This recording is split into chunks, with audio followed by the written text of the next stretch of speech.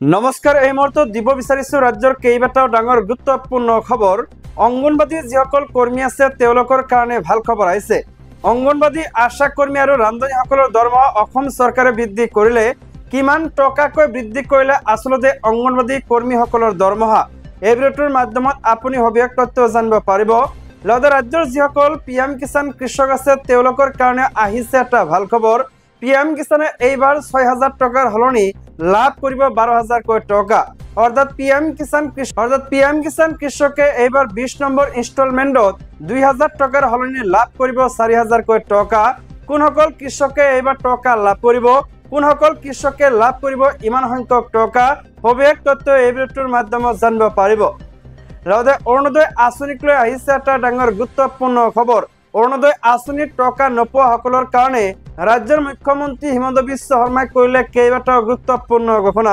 আন কেইবাটাও গুৰুত্বপূৰ্ণ খবৰ একেলগে এই ভিডিঅ'টোৰ মাধ্যমত জানিব পাৰিব ৰাজ্যৰ মুখ্যমন্ত্ৰী হিমন্ত বিশ্ব শৰ্মাই কেইবাটাও গুৰুত্বপূৰ্ণ মন্তব্য কৰিছে সবিশেষ তথ্য একেলগে জনাৰ আগতে এটা ৰিকুৱেষ্ট যদি আপুনি চেনেলটোত নতুনকৈ আছে তেন্তে চেনেলটো সাবস্ক্ৰাইব কৰাৰ লগতে ভিডিঅ'টোত এটা লাইক কৰি দিব তেন্তে আহক বন্ধু বান্ধৱীসকল আজিৰ ভিডিঅ'টো আৰম্ভ কৰো ৰাজ্যৰ প্ৰথমটো ডাঙৰ গুৰুত্বপূৰ্ণ খবৰ আছে পিএম কিষাণ কৃষকসকলৰ কাৰণে পিএম কিষাণ কৃষকৰ কাৰণে আহিছে এটা ডাঙৰ খবৰ পিএম কিষাণৰ ধনক লৈ আহি গল ডাঙৰ খবৰ ২০০০ টকাৰ পৰা ৪০০০ টকালৈ বৃদ্ধি কৃষক সন্মান নিধিৰ ধন ৬০০০ বিপৰীতে কৃষকে লাভ কৰিব বছৰি ১২০০০ কোটি টকা পিএম কিষাণৰ লগতে লাভ কৰিব মুখ্যমন্ত্ৰী কিষাণ কল্যাণ যোজনা জুন মাহতে একাউণ্টত সোমাব ২০ নম্বৰ কিস্তিৰ ৪০০০ কোটি টকা জুন মাহতে কৃষকসকলে লাভ কৰিব পাৰে ভাল খবৰ যিসকল কৃষক আছে তেওঁলোকৰ কাৰণে ভাল খবৰ আহিছে জুন মাহৰ প্ৰথম সপ্তাহতে জুলাই মাহৰ প্ৰথম সপ্তাহতে আপোনালোকে লাভ কৰিব পিএম কিষাণ আঁচনিৰ ধন লগতে পৰৱৰ্তী ডাঙৰ খবৰটো হৈছে আপোনাৰ অৰুণোদয় কটা গৈছে নেকি অৰুণোদয় আঁচনি পাবলৈ সাজু কৰক নতুনকৈ ৫ বিধ নথি পত্ৰ আবেদন কৰিলে পুনৰ লাভ কৰিব Orunodoi Aadhaar card PAN card ration card voter card আৰু ৰঙীন ফটো অৰুণোদয় নোপোৱাসকলে নতুনকৈ কৰিব লাগিব আবেদন গাঁও সভাত জমা দিব লাগিব নথি পত্ৰ যোগ্য প্ৰতিগৰাকী হিতাধিকাৰীয়ে লাভ কৰিব ১২৫০ টকা ১০ ছেপ্টেম্বৰৰ পৰা ৰাজ্যত ৪০ লাখ লোকে লাভ কৰিব অৰুণোদয় আঁচনিৰ ধন অৰুণোদয় আঁচনি লাভৰ বাবে অংশগ্ৰহণ কৰিব লাগিব গাঁও সভাত পৰৱৰ্তী খবৰটো হৈছে ১ অক্টোবৰ ২০২৫ৰ পৰা বৃদ্ধি হ'ব আশা কৰ্মী অংগনবাদী কৰ্মী আৰু পিএম পোষণ ৰান্ধনীৰ দৰমহা ইতিমধ্যে ৰাজ্য চৰকাৰে আশা কৰ্মীসকলৰ দৰমহা ১০০০ টকা বৃদ্ধি কৰিছে ৰান্ধনীসকলৰ দৰমহা ৫০০ টকা বৃদ্ধি কৰিছে ১ অক্টোবৰ তাৰিখৰ পৰা পুনৰবাৰ যিসকল অংগনবাদী কৰ্মী আছে তেওঁলোকৰ দৰমহা বৃদ্ধি কৰিব অসম চৰকাৰে কমেণ্ট কৰি জনাব আপোনালোকে কোনটো বিভাগত চাকৰি কৰে অংগনবাদী চাকৰি কৰে নে আশা কৰ্মী নে ৰান্ধনীৰ চাকৰি কৰে কমেণ্টত জনাব অতি ডাঙৰ খবৰটো হৈছে কাইলৈৰ পৰা সলনি হ'ব কেইবাটাও গুৰুত্বপূৰ্ণ নিয়ম কালি ১ জুলাইৰ পৰা সলনি হ'ব কেইবাটাও নিয়ম ৰেল ভাড়া credit card payment PAN card আদি গুৰুত্বপূৰ্ণ কামৰ নিয়ম সলনি হ'ব এই সলনি হোৱা নিয়মে প্ৰভাৱ পেলাব আপোনাৰ ব্যক্তিগত জীৱনত ৰেলৱে টিকটৰ ভাড়া বৃদ্ধি পাব ৰেল মন্ত্ৰালয়ে ২০২৫ চনৰ ১ জুলাইৰ পৰা মেল আৰু এক্সপ্ৰেছ ৰেলত এচি আৰু নন এচি ক্লাছৰ ভাড়া বৃদ্ধিৰ বাবে প্ৰস্তুতি চলাইছে non AC sleeper second sitting ইত্যাদি ১ পইচা আৰু সকলো এচি ক্লাছত প্ৰতি কিলোমিটাৰত ২ পইচাকৈ ভাড়া বৃদ্ধি পাব পাৰিব ৫০০ কিলোমিটাৰ পৰ্যন্ত যাত্ৰাৰ বাবে দ্বিতীয় শ্ৰেণীৰ ৰেলৰ টিকটৰ মূল্য আৰু এমএছটিৰ কোনো পৰিৱৰ্তন নহ'ব যদিও দূৰত্ব ৫০০ কিলোমিটাৰতকৈ অধিক হ'লে যাত্ৰীজনে প্ৰতি কিলোমিটাৰত আধা পইচা দিব লাগিব তৎকালৰ টিকট বুকিং এতিয়া তৎকালৰ টিকট কেৱল সেইসকল যাত্ৰীৰ বাবেহে উপলব্ধ হ'ব IRCTC একাউণ্ট আধাৰৰ সৈতে সংযুক্ত তৎকাল বুকিং আৰম্ভ হোৱাৰ প্ৰথম ৩০ মিনিটৰ বাবে ৰেলৱে এজেণ্টে টিকট বুকিং কৰিব নোৱাৰিব লগতে পান কাৰ্ডৰ নিয়ম সলনি হ'ব এতিয়া ১ জুলাইৰ পৰা নতুন পান কাৰ্ডৰ বাবে আবেদন কৰাৰ সময়ত আধাৰ কাৰ্ড দিয়াটো বাধ্যতামূলক হ'ব এই নিয়ম CBDTয়ে কাৰ্যকৰী কৰিছে যদি আপোনাৰ ইতিমধ্যে পান আৰু আধাৰ দুয়োটা আছে তেন্তে সেয়া লিংক কৰাটো প্ৰয়োজনীয় হ'ব অৱশ্যে ইয়াৰ বাবে ৩১ ডিচেম্বৰ ২০২৫ পৰ্যন্ত সময় দিয়া হৈছে ক্ৰেডিট কাৰ্ড বিল পৰিশোধৰ বাবে নতুন ব্যৱস্থা ভাৰতীয় ৰিজাৰ্ভ বেংকে নিৰ্দেশ দিছে যে এতিয়া ভাৰত বিল পেমেণ্ট ছিষ্টেমৰ জৰিয়তে সকলো ক্ৰেডিট বিল পৰিশোধ কৰা হ'ব GST ৰিটাৰ্ণ দাখিল প্ৰক্ৰিয়াৰ পৰিৱৰ্তন ২০২৫ চনৰ জুলাইৰ পৰা GST ৰিটাৰ্ণ দাখিল কৰাত পলম বা ভুলৰ ক্ষেত্ৰত কঠোৰ ব্যৱস্থা গ্ৰহণ কৰা হ'ব সামগ্ৰী আৰু সেৱা কৰ নেটৱৰ্কে GST 3B ফৰ্ম সন্দৰ্ভত এক আপডেট প্ৰকাশ কৰিছে জুলাই মাহৰ পৰা এই প্ৰপত্ৰখন সম্পাদনা কৰিব নোৱাৰা হ'ব, অৰ্থাৎ ইয়াত থকা কৰ সবিশেষ স্বয়ংক্ৰিয়ভাৱে জিএছটিৰ 1-1-1 পৰা পূৰণ কৰা হ'ব আৰু কৰদাতাসকলে আৰু ইয়াক নিজে সংশোধন কৰিব নোৱাৰিব। অতি ডাঙৰ খবৰটো হৈছে পুৰীৰ জগন্নাথ ৰথ যাত্ৰাত ভয়ংকৰ ঘটনা। পদপিষ্ট হৈ 3গৰাকী ভক্তৰ কৰুণ মৃত্যু, অৰ্ধ শতাধিক লোক আহত হৈছে বুলি জানিব পৰা গৈছে। দেওবাৰে ওড়িশাৰ পুৰীত বাৰ্ষিক ৰথ যাত্ৰাৰ সময়ত শ্ৰী গুণ্ডিচা মন্দিৰৰ সমীপত ভয়াৱহ পদপিষ্ট ঘটনা সংঘটিত হয়। এই পদপিষ্টৰ ঘটনাত 3জন ভক্ত নিহত হোৱাৰ লগতে 50জনৰো অধিক আহত হৈছে। পুৰী জিলা উপায়ুক্ত সিদ্ধাৰ্থ এছ সোৱাইনৰ উদ্ধৃতি অনুসৰি দেওবাৰে পুৱা প্ৰায় 4-5 বজাত গুণ্ডিচা মন্দিৰত উপস্থিত হোৱাৰ সময়তে ভগৱান জগন্নাথ ৰথ নন্দীগছৰ সন্মুখত সংঘটিত হৈছে এই দুৰ্ভাগ্যজনক ঘটনা। ৰথ গন্তব্য স্থানত উপস্থিত হোৱাৰ লগে লগে দেৱতাৰ দৰ্শন কৰিবলৈ ভক্তৰ ব্যাপক ভিৰ হোৱা পৰিলক্ষিত হয়।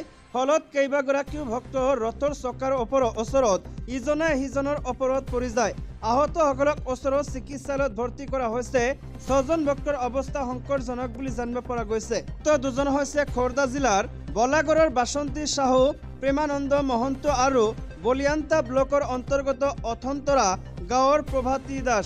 মৃতদেহ দুটা মৰণোত্তৰ পৰীক্ষাৰ বাবে প্ৰেৰণ কৰা হৈছে আৰু তদন্ত অব্যাহত আছে। স্থানীয় সংবাদ মাধ্যমে প্ৰকাশ কৰা অনুসৰি সেই স্থানত জনসমাগম নিয়ন্ত্ৰণৰ বাবে আৰক্ষীৰ ব্যৱস্থা অপৰ্যাপ্ত। ৰাজ্যৰ পৰৱৰ্তী ডাঙৰ খবৰটো হৈছে 5ম শ্ৰেণীৰ ছাত্ৰীৰ মহানুভৱতা। মুখ্যমন্ত্ৰীৰ সাহায্য পুঁজিলৈ আগবঢ়ালে নিজৰ সঞ্চিত ধন। এগৰাকী 5ম শ্ৰেণীৰ ছাত্ৰীয়ে দেখুৱালে মহানুভৱতা।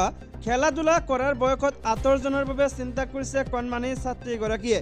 ছাত্ৰীগৰাকী হৈছে শিলচৰৰ ৰামনগৰ আৰিফা খানম। আৰিফাই 1 টকা 2 টকাকৈ জমা কৰিছিল কিছু ধন। নিজৰ হৈ সঞ্চিত ধন মুখ্যমন্ত্ৰী হিমন্ত বিশ্ব শৰ্মাৰ সাহায্য পুঁজিলৈ আগবঢ়াই সহানুভূতিৰ অনন্য দৃষ্টান্ত দাঙি ধৰিছে ছাত্ৰীগৰাকীয়ে। আৰিফাই নিজৰ ঘৰতে আয়োজন কৰা এক অনুষ্টুপীয়া অনুষ্ঠানত বিধায়ক দীপায়ন চক্ৰৱৰ্তীক হাতে লিখা চিঠি আৰু নিজৰ খৰচৰ পৰা সংগ্ৰহ কৰা ধন প্ৰদান কৰে। তেওঁলোকৰ সৈতে উপস্থিত থাকে ৰামনগৰ অঞ্চলৰ বিশিষ্ট সমাজসেৱী আৰিফাৰ পিতৃ আতাউৰ ৰহমান লস্কৰ। আৰিফাৰ সৰু গাঁঠিত বান্ধি থোৱা টকা আৰু চিঠি কেৱল আৰ্থিক সহায় নহয়, এয়া হৈছে সহানুভূতি আৰু সামাজিক বোধৰ এক নিদৰ্শন। আৰিফাই বানাক্ৰান্ত লোকসকলৰ বাবে তেওঁৰ সঞ্চিত ধন মুখ্যমন্ত্ৰী পুঁজিলৈ আগবঢ়াইছে। আৰিফা শিলচৰ ডনবক্স স্কুলৰ 5ম শ্ৰেণীৰ ছাত্ৰী। বিধায়ক দীপায়ন চক্ৰৱৰ্তীয়ে এই সন্দৰ্ভত কয় যে আৰিফাৰ এই মহানুভৱতাত তেওঁ অভিভূত হৈ পৰিছে। আৰিফাই কেৱল ধন দান কৰাই নহয়, এটা গভীৰ শিক্ষা দিলে। মানুহৰ কাষত থিয় হোৱাৰ মানসিকতা বয়সৰ পৰা নহয়, মনৰ পৰা জন্ম হয়। এইটোৱে আৰিফাৰ প্ৰথম দান নহয়। কৰোনাৰ কঠিন সময়তো তেওঁ নিজৰ সঞ্চিত ধন আগবঢ়াই বহুজনৰ কাষত থিয় হৈছিল। সৰু গাঁঠিত বান্ধি থোৱা টকাবোৰৰ মূল্য হয়তো কম, কিন্তু তাৰ মাজত থকা সহানুভূতিৰ মূল্য অসীম। আচলতে ডাঙৰ হ'বলৈ ডাঙৰ কাম কৰাটো প্ৰয়োজন নহয়, কেৱল ডাঙৰ হৃদয় থাকিলে যথেষ্ট।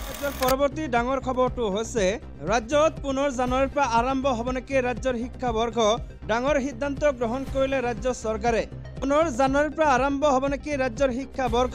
নিউজ 18ত শিক্ষাবৰ্ষ পুনৰ জানুৱাৰী মাহৰ পৰা বাহাল ৰখা বিষয়টো সম্প্ৰচাৰ পিছতে ৰাজ্য চৰকাৰে লৈছে ডাঙৰ সিদ্ধান্ত। শিক্ষাবৰ্ষ সলনিৰ বিষয়টো অধ্যয়নৰ বাবে উচ্চ স্তৰীয় কমিটি গঠন। উচ্চ স্তৰীয় কমিটিৰ অধ্যক্ষৰ দায়িত্বত অতিৰিক্ত সচিব কৃষ্ণ বৰুৱা। কমিটিত থাকিব মাধ্যমিক শিক্ষা সঞ্চালক মমতা হোজাই আৰু প্ৰাথমিক শিক্ষা সঞ্চালক সুৰঞ্জনা সেনাপতিও থাকিব কমিটিত।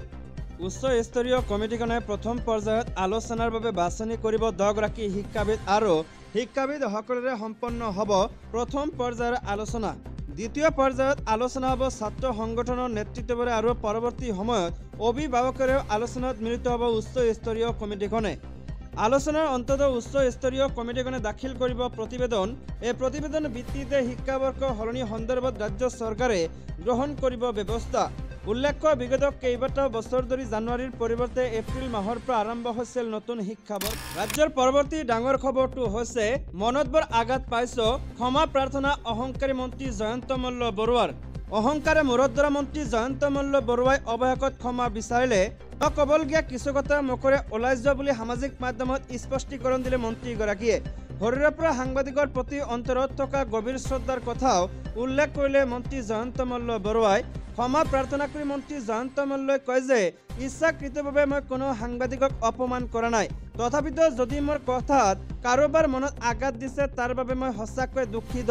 মন্ত্ৰী জয়ন্ত মল্ল বৰুৱা এই নক'বলগীয়া বাক্য এটা নিৰ্দিষ্ট সংবাদ মাধ্যমৰ সাংবাদিকক কোৱা বুলি উল্লেখ কৰিছে সামাজিক মাধ্যমত।